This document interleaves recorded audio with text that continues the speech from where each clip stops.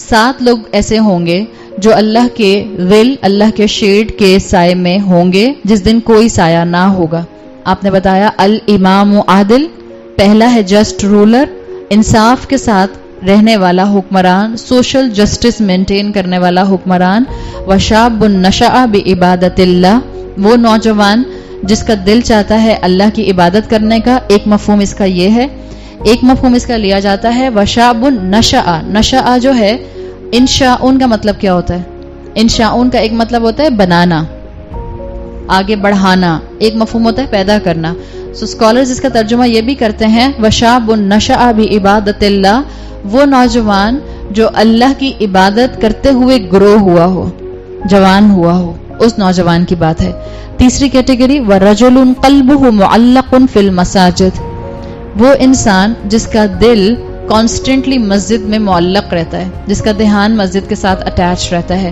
ورجلانی، اور 2 ایسے لوگ، میں لوگ اس لیے بول رہی ہوں، احادیث میں آپ کو جہاں الفاظ اس طرح کے رجل کی شکل میں ملتے ہیں لیکن وہاں پر کسی ریوارڈ کی، کسی کوالٹی کی، کسی کریکٹرسٹکس کی بات ہوتی ہیں تو وہاں محدثین کا اصول ہے کہ وہ بات مرد اور عورت دونوں پر اپلائی کرتی ہے.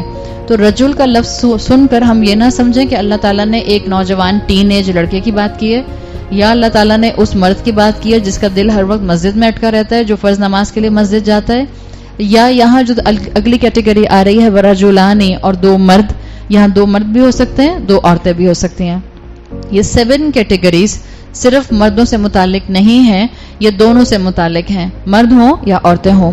ورجلانی تحابا فی اللہ، وہ 2 لوگ جو آپس میں اللہ کی خاطر محبت کریں. اجتمعا علیہ و تفرقا علیہ، ملیں تو سمپلی پیورلی اللہ کی خاطر، علیحدہ ہوں تو پیورلی اللہ کی خاطر. ورجل دعته امرأة ذات منصب وجمال، وہ شخص جس کو منصب والی، سٹیٹس والی عورت یا سٹیٹس والا کوئی مرد جو ہے وہ فرینڈشپ کی یا زنا کی دعوت دے. یاد رکھیے فرینڈشپ میں نے خود بولا ہے، اصل میں تو زنا کی بات ہے.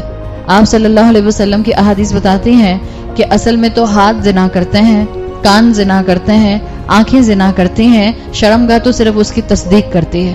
تو آپ کی اور میرے جیسے ماحول میں رہنے والے انسانوں کے لیے پہلے سٹیپ کے اوپر ہی اپنے آپ کو روک لینا بہت ضروری ہے.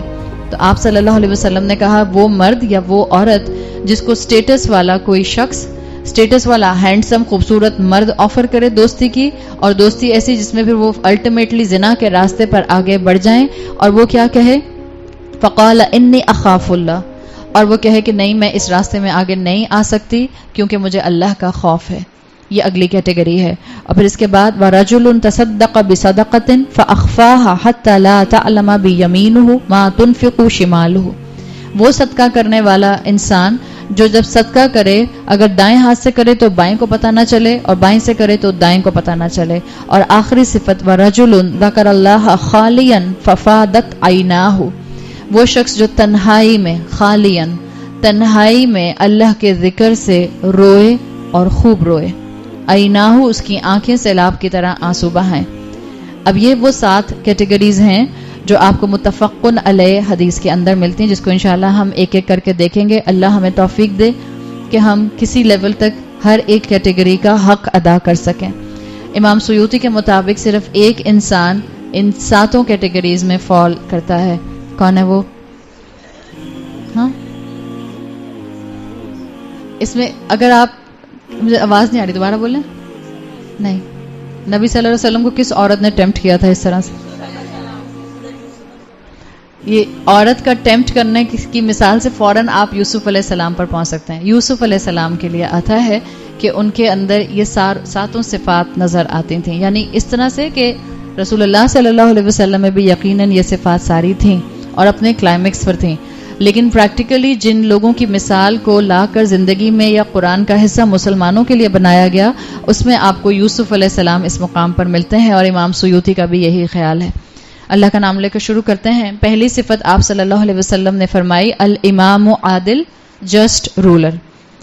سفیان الثوری کہتے ہیں صنفان من الناس اذا صلح صلح الناس واذا فسد فسد الناس، 2 طرح کے لوگ ایسے ہوتے ہیں معاشرے میں، اگر وہ کرپٹ ہو جائیں